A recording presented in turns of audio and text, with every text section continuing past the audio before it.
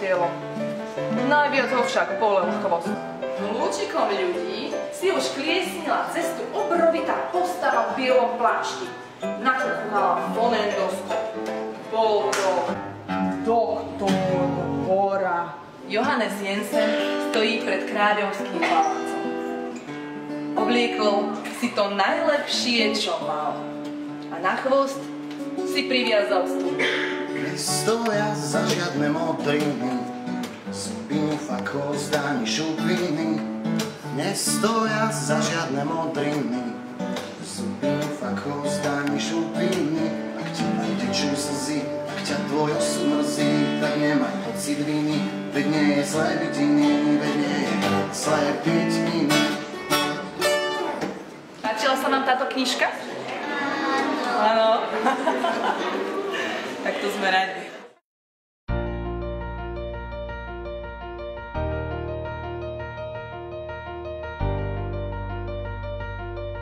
Lúčkovi to vršili do svojich nákupných vozíkov tovar bez hladu a skladu. A niektorí zase odchádzali s prázdnymi rukami. Srdce otaželo, nikdy ho už nikdy nenájde.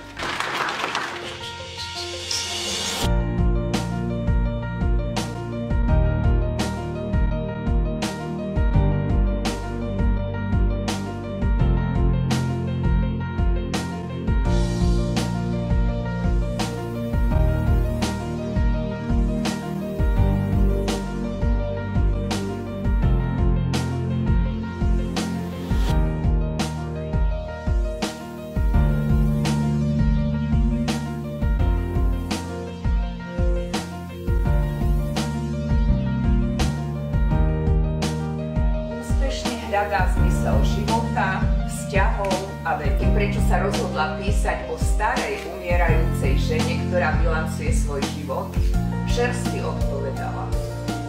Cez víkendy nenakupuje. Vtedy je vonku príliš veľa ľudí a Ypsilon je doma. Schodmi medzi podlažiami schádzam pomaly, dvere a poštové schránky susedom míňam rýchlo. Poďme sa vyhnúť z oddychom zrazu.